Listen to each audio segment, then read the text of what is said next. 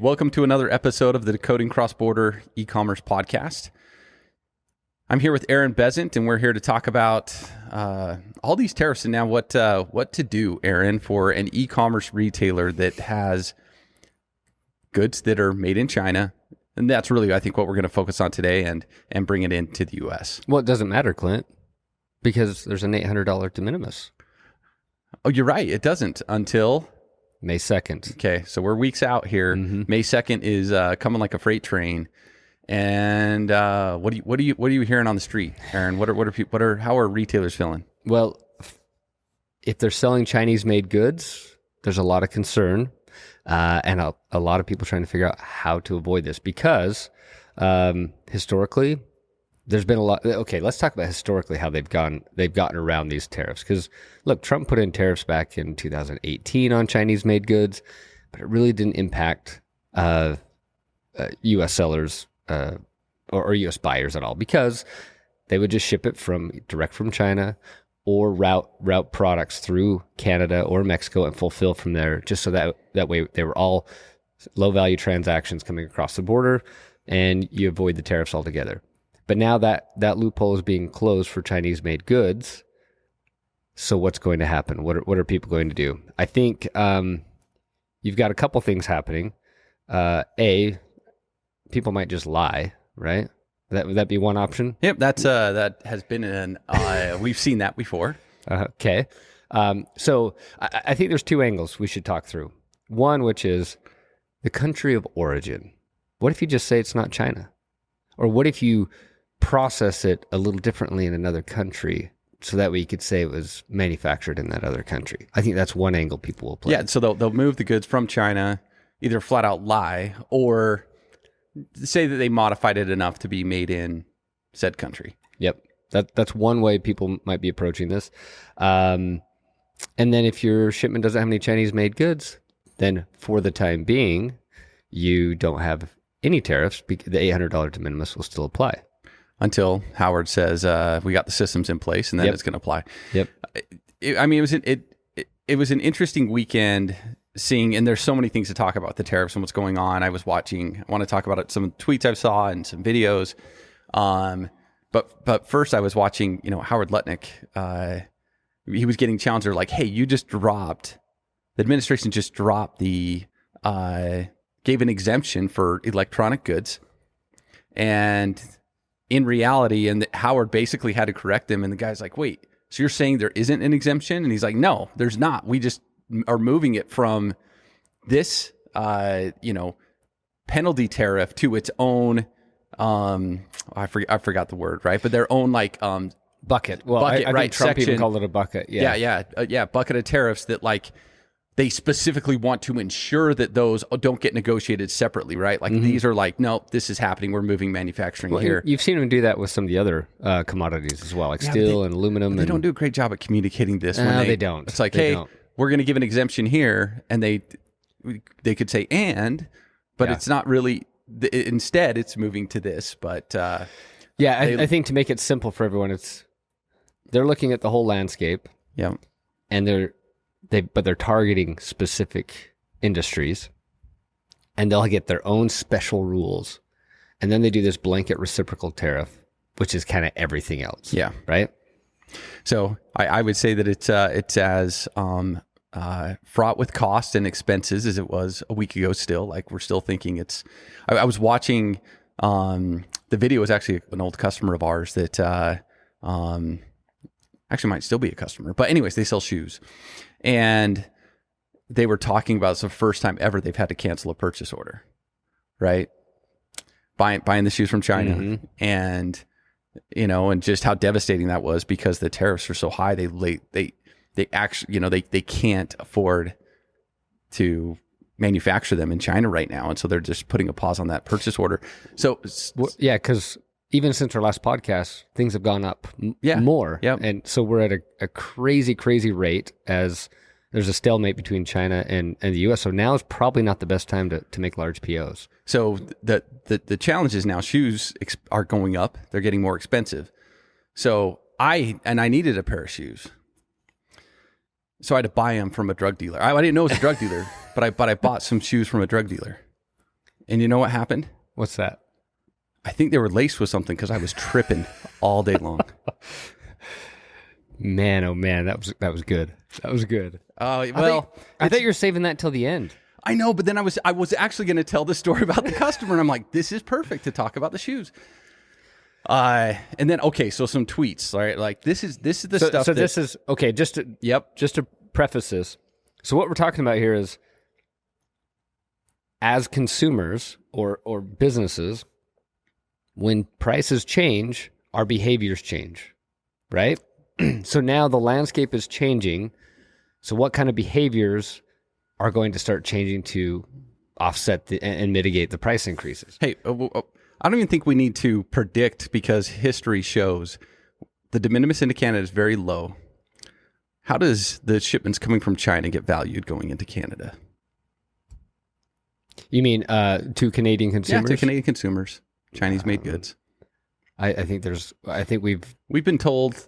Yeah. Yes, that it is a lot of very if obvious. The de minimis is 20 Canadian dollars. There's a lot of things going in at 19 Canadian dollars. Right? So they'll just put it at a value that. So this is the concern, right? Is you're now put in this position as an importer. You're going to have these high tariffs, and now you're hearing things all over the place on saving on tariffs.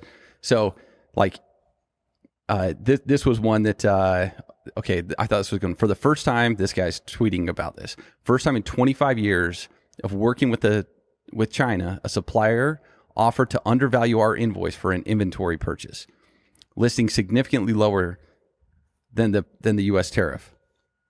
With tariffs rising significantly in China, I guarantee many Chinese exporters are doing this out of fear of losing U.S. customers, fear of production costs, fear of being priced out. And then. This guy, it's true for American sellers as well. Chinese manufacturers are offering DDP terms where they use shipping agents to do the dirty work. The U.S. seller assumes the Chinese manufacturer is playing by the rules, perhaps because they promised to pay the tariffs. Instead, the shipping agent acts as the IOR and grossly undervalues the goods. And this is where I think there's still going to be a lot of frustration on U.S. sellers. If you're importing it yourself, I brought some stuff in, and I had a broker even say to me, like, what can we do on the value here? And I'm like, what are you talking about? What can we do on the value? Like, it's like a fungible number. But this is exactly and now it's going to get to an extreme. So, there's going to be a lot of effort put into reducing the value of goods coming into the U.S. now, right? Right. This would be my caution too. There are some legit things you can do to try to, at least for now, right? You were just saying that, first off, shipping postal. Talk to me a little bit about that. Like, okay, if I want to avoid the tariff for now, legitimately, like, is there even a way to do that? Yes. So the de minimis that we're talking about on Chinese-made goods. If you remember, in all of this stuff from our previous podcast, we talked about how they then carved out this section just for postals, which is any postal shipment shipping from China or Hong Kong will have this totally custom calculation for duty, it has changed with everything else. It keeps going up. I think we're at 120% now, if I remember right, or $100 a package. Which then moves to $200 a package on June 1st. On the postal stuff, yeah. Yeah, crazy. But the interesting thing is that's based on ship from, where typically it's the country of manufacture of the goods, which is what it's going to be for all your commercial carriers and stuff. But postal is kind of its own unique beast right now. The country of origin is not a required field. They don't know where it's on the manufactured. paperwork, so they really don't know. So they're like, well, we'll just target the ship from of China and Hong Kong for now. But the reality is, if it comes through the postal stream from some other country, it still gets an $800 de minimis. So you can legitimately have goods made in China, move them over to Taiwan, Singapore, ship them via some kind of postal method into the U.S. and stay under the de minimis for now. Yeah, and then you're not reducing the tariff; it's still eliminating the tariffs on those low value shipments. Do you think anyone's going to leverage that loophole at all? I think we're going to see a little bit of messiness and clogging up of the service levels. Probably they're already not. There's great. A trade-off. There's definitely a trade-off. Yeah. And it's also not going to be permanent. right? And this is the thing that I just see is like the more you try to get cute with it, I think the more likely that gets closed, that loophole soon. And so, okay, so let me ask this question. Let's say you're a seller in the UK or Australia or somewhere else, and you happen to be bringing goods in from China to sell locally and also cross-border, and you've got shipments going to the US. Do you consider using Australia Post to get there? yeah, For now? yeah. Another option is I could work with a 3PL in the US. I could have them inventory some of my product, right? Mm-hmm. And even if I was sending over a shipment once a week, right, to kind of just keep some inventory replenished or be ahead of it, or once a month, it's still expensive because it's an air shipment. And you're now paying a 3PL to do the fulfillment, all of that. You still are probably, you might, at those tariffs, you're probably going to come out ahead by doing that. Because you're going to bring it in at the value of the wholesale value, legitimately, right? Like you bought it from China at this price, you're moving it to be fulfilled from within inside the United States at that price. Where I think it's going to get interesting is there's some weird rules out there that, you know, people are going to get creative and tell you that, hey, we can save you on duties coming into the U.S. and kind of with like a flash, you know, move title of goods movement or things like that. Like I would say just make sure that you talk to and know your exposure. Hey, if they're exposed and you feel comfortable doing that, you know, go for it. But if you're the one that's exposed, you're going to want to make dang sure that, because there are some things like a first sale rule, things like that, but like the amount of effort to comply with that is actually pretty high. So I think it's going to be an interesting few months to see how we'll see a lot of creative things. I mean, I saw like this TikTok or something that had popped up and said it was a gal in China saying, "Here's a way to avoid the tariffs. Come here, pick it all up, and you just say it's your personal stuff, you know, and like full margin." And I just so the options are blatantly lie and commit fraud. That's option one. Okay, yeah, right? Yeah. So you can just say, my goods aren't made in China, or just lie about the value of the goods on the commercial invoice. So that's one option, and that's being floated out there and by suppliers in China who are just trying to figure out a way to save their business and keep revenue up. The other option is use existing loopholes, which the postal stream, you're going to have trade-offs. Now you're not getting You're not going to get in trouble for that because that just is what it is. You can still be completely honest on the paperwork, and that's just part of the flow in the process right now. It exists. That loophole is going to be closed at some point, but you also have a trade-off with service level with that because I think it's going to get pretty clogged up. And then the other option is play in the gray. But if you're going to play in the gray, there's a lot of things where it's leveraging existing rules and laws, but you better make darn sure that you're doing it right if you're going to. And when you say play in the gray, you're kind of saying like that like quick flip, I'm going to bring it in wholesale value, undervalue it because I think that this is legit under this rule. So it's gray. But the one you did forget is you can still work with and do fulfillment in the US, right? So that would have been your fourth. Yes, your fourth option. If you want to bring goods in that, and we are seeing a lot of people going that route where they actually start putting some inventory here in the US. And for the ones in the gray, or the ones for sure that are committing fraud, do not forget that there is a whistleblower compensation award that you get when you know that somebody is doing that, and you can remain anonymous and you can whistleblow and get some revenue back for yourself for notifying customs of somebody that is purposely skirting their tariffs. Do you think customs and this administration are going to be paying close attention to people trying to skirt the tariffs? I think all it takes is one tweet and the right person sees it and they are all over it. Mm-hmm. That's just how this administration works, right? Like once it becomes visible that like somebody got screwed,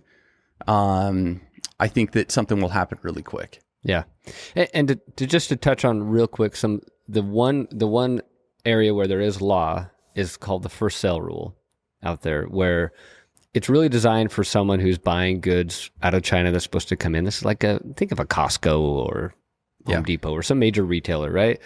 They're buying goods and they just have a broker in the middle that has their little margin on it. And it's designed so that way they can import the goods at the actual manufacturing cost instead of the cost they bought it from their broker. Seems like a legitimate use case to me, but to make that work, they have to have all the paperwork. I mean, all their ducks in a row, and it's highly scrutinized by customs. How could you pull that off in e-commerce? People are trying to do it right now. And maybe there is a legit way to do it, but the problem is you have to have, there's got to be independent parties involved, bona fide transactions, arm's length transactions, all of the evidence there and documentation. I think a lot of people are going to try to get cute with it being related parties and things, which I think is getting a little fuzzy. I don't know, TBD on that. I'm not the expert there. I do know I've talked to some people that are experts in that field that say it is, you've got to have your ducks in a row. It's highly scrutinized. And now the e-commerce space is looking at this going, we got to figure out a way to avoid tariffs. And so now they're taking this rule that's been used for high value shipments into U.S. retailers, and they're trying to fudge it for non-U.S. retailers of how to get goods into the U.S. And so I don't know. I don't have an opinion on that one yet, but that's one that is an interesting one. Look, I think if we can find legit ways to help retailers do this, that's like totally above board, you absolutely should take advantage and try to. Of course you should, right? Just like when I'm filing my taxes, if I can follow the law and pay as little tax as possible, I will. But right now there's a lot of information out there, so be careful. Yes, everyone's in a hurry between now and May 2nd to put a solution in place. So just make sure what you do is compliant and you feel good about it. Okay, well, I think we'll be back before then with hopefully some more updates and maybe a better dad joke for next time when you get. That was pretty good. That was pretty good. All right. Hey, thanks, Aaron.